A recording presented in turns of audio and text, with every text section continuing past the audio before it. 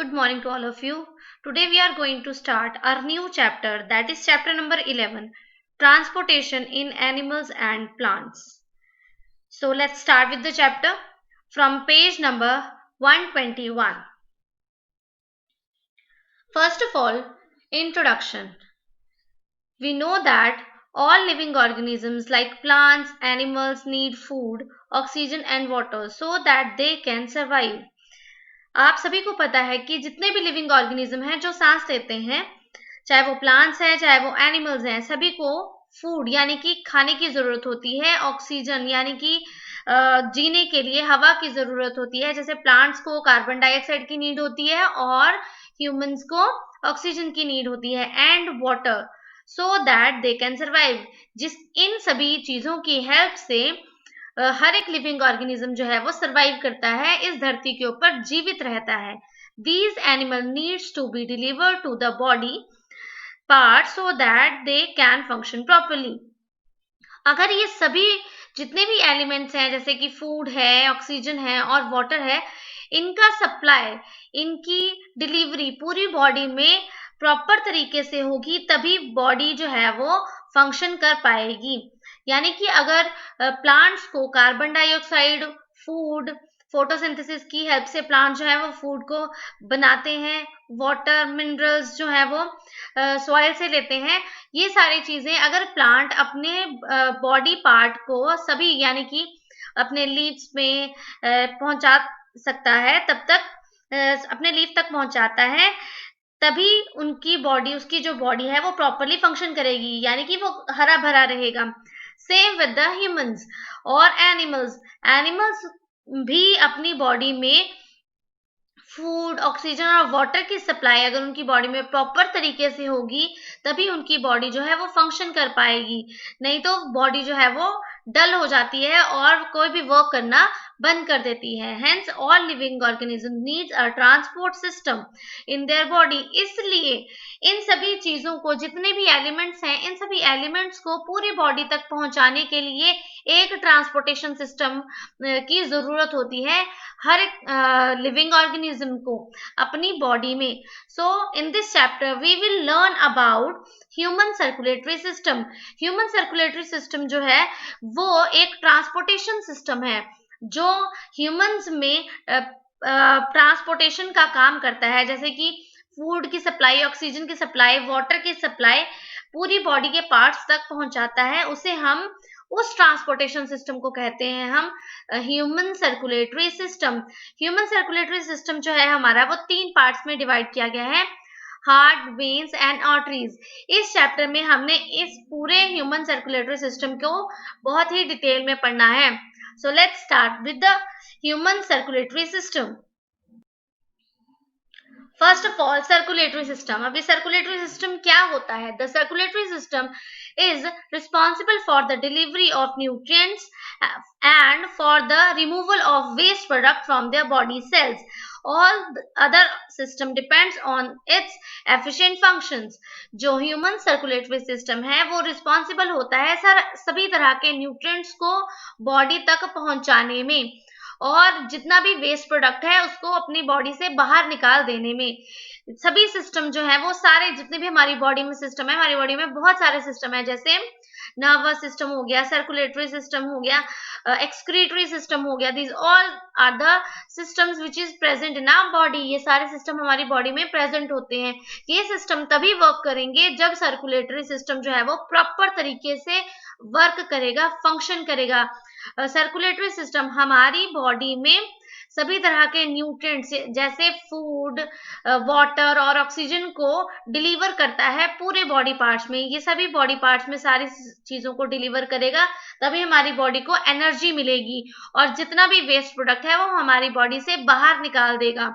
और जितने भी बाकी सिस्टम हैं, जैसे रेस्पिरेटरी सिस्टम है, एक्सक्रीटरी सिस्टम है, ये दोनों सिस्टम जो है वो टोटली डिपेंड है सर्कुलेटरी सिस्टम पे। अगर सर्कुलेटरी सिस्टम प्रॉपर तरीके से वर्क करता है तभी रेस्पिरेटरी सिस्टम भी वर्क कर पाएगा और एक्सक्रीशन यानी कि वेस्ट प्रोडक्ट बॉडी से इजीली बाहर निकल जाएगा। So this is known as circulatory system. The system responsible for the delivery of nutrients and the removal of waste product from the body cells is known as a circulatory system. Now the functions of circulatory system. First function is circulate blood to all parts of body. As I told you before, जो कि circulatory system है। Circulation का क्या मतलब होता है? Circulation का मतलब होता है चलना, एक पार्ट से दूसरे बॉडी पार्ट तक पहुंचना, सर्कुलेट करना, मूव करना। बॉडी पार्ट तक ब्लड को पहुंचाने का काम जो है वो सर्कुलेटरी सिस्टम करता है। Number 2, transport water, oxygen and nutrient cell to the cell.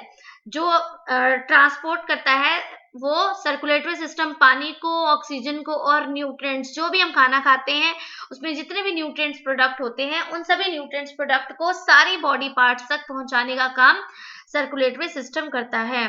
Number 3, transport waste include carbon dioxide away from the sales.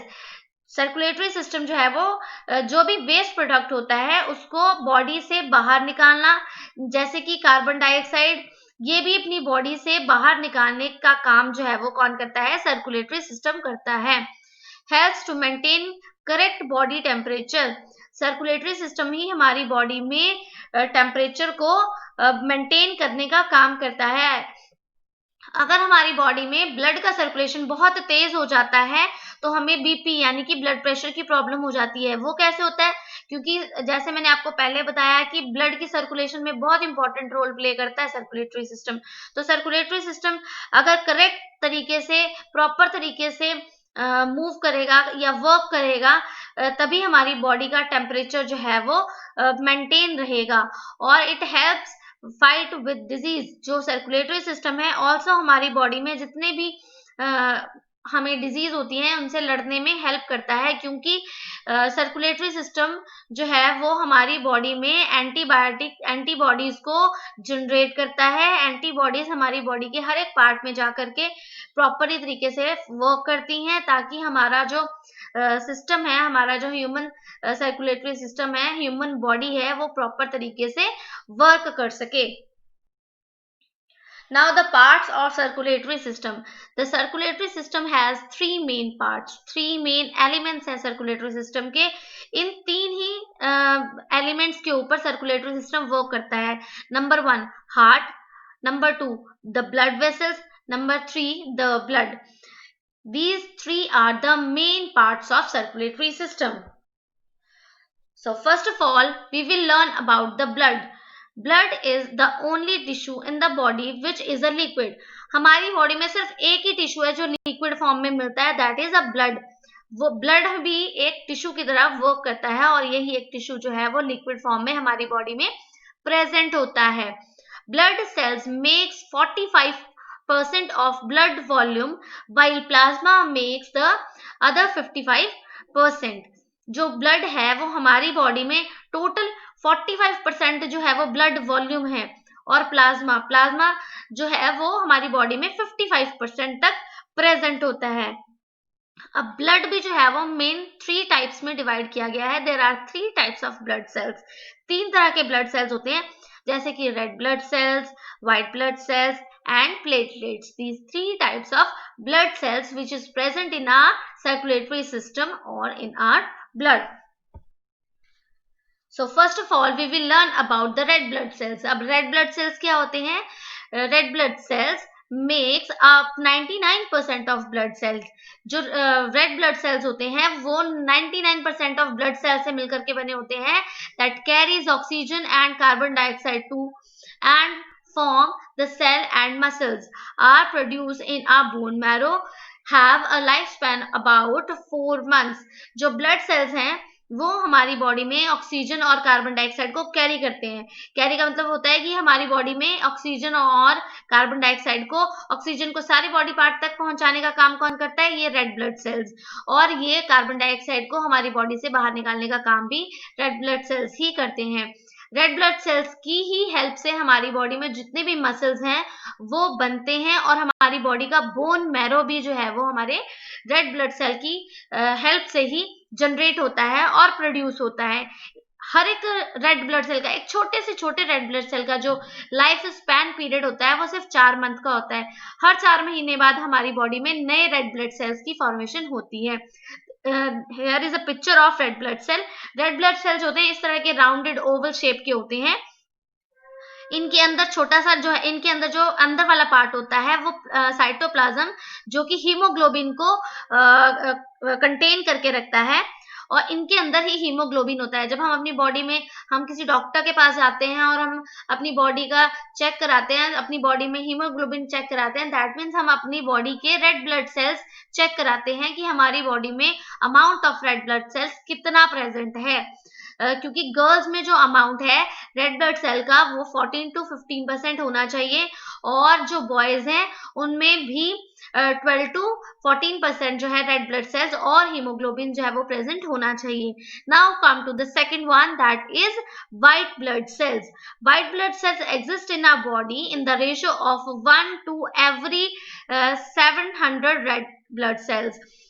अब आपको इस चीज को बहुत ध्यान से समझना है कि जो व्हाइट ब्लड सेल होते हैं वो एक रेड ब्लड सेल की रेशो, मतलब अगर हमारी बॉडी में 700 रेड ब्लड सेल्स होंगे तो 700 के ऊपर हमारे पास एक व्हाइट ब्लड सेल जो है वो प्रेजेंट होता है। ये व्हाइट ब्लड सेल की जो रेशो है 1:700 है। 700 is a red blood cell and 1 is a white blood cell. Come in a variety of size and shape. जो ये व्हाइट ब्लड सेल्स हैं ये बहुत सारे वैरायटी ऑफ सेल्स में और शेप्स में हमारे पास प्रेजेंट होते हैं। Are generally larger than white blood cells. जो व्हाइट ब्लड सेल्स होते हैं वो लार्ज, बड़े होते हैं रेड ब्लड सेल के कंपैरिजन में, और इनका लाइफ टाइम पीरियड जो होता है बहुत ही छोटा होता है, यानी कि 1-2 दिन का लाइफ टाइम पीरियड होता है। Here is a picture of white blood sales. इसको हम ल्यूकोसाइट्स भी कहते हैं। White blood cells is also known as white blood cells is also known as leukocytes. Now the platelets. Platelets are the cells which cause blood to clot when a blood vessel is damaged, are smaller than red blood cells and are produce in a bone marrow. अब platelets क्या होते हैं? Platelets जो होते हैं ये हमारी body में ब्लड को क्लॉट करने में, ब्लड जमाने में हेल्प करते हैं। अगर हमारी बॉडी में कहीं डैमेज हो जाता है या हमें चोट लग जाती है तो ये प्लेटलेट्स ही होते हैं, ये हमारी बॉडी में से ब्लड को निकलने में स्टॉप करवाते हैं, यानी कि क्लॉट की फॉर्मेशन कराते हैं। और अगर हमारी बॉडी में कहीं डैमेज हुआ है, कोई मसल्स का फ्रैक्चर हुआ है या मसल में कोई प्रॉब्लम आ गई है, मसल डैमेज हुआ है, तो उन मसल को रिकवर करने में हमारे प्लेटलेट्स जो हैं वो हेल्प करते हैं। ये बहुत छोटे होते हैं, ये रेड ब्लड सेल से भी छोटे होते हैं, और ये जनरली बोन मैरो में प्रेजेंट होते हैं। और बोन मैरो किस में प्रेजेंट होता है?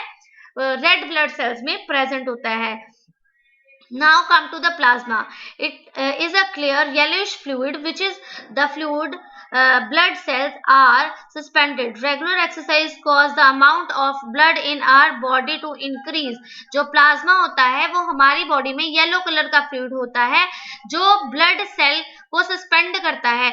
जब भी हमें चोट निकलती है तो हमारी बॉडी से सबसे पहले एक व्हाइट और येलोइश कलर का फ्लूइड निकलता है जो हमारी बॉडी में ब्लड सेल को सस्पेंड, यानी कि उसको सस्पेंड करता है। जब हम रेगुलर एक्सरसाइज करते हैं तो amount of blood in our body is increase. जब हम रेगुलर बेसिस पे एक्सरसाइज करेंगे तो हमारी बॉडी में जो ब्लड है उसकी फॉर्मेशन उतनी ज्यादा होती रहेगी, क्योंकि मैंने आपको बताया कि जो ब्लड सेल्स होते हैं, ब्लड होता है हमारी बॉडी में, हर 4 महीने में हमारी बॉडी में नए ब्लड सेल्स जो हैं वो फॉर्मेशन करते हैं, ताकि हमारी बॉडी जो है रेगुलर अच्छे तरीके से वर्क कर सके, हमारा इम्यून सिस्टम स्ट्रांग हो सके, हमारा सर्कुलेटरी सिस्टम जो है वो प्रॉपर तरीके से वर्क करे। Now haemoglobin is suspended in red blood cells to which the oxygen attached and gives the blood its bright in colour.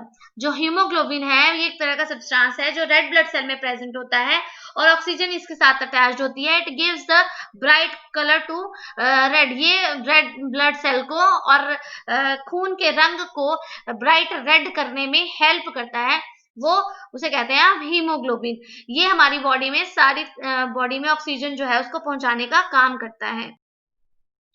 Now that's all for today, students. Your homework is chapter number 11, transportation in animals and plants. You have to read the page number 121 and 122 thoroughly from your book. If you have any doubt regarding this chapter or these topics, you can call me at my number anytime. Thank you and have a great day.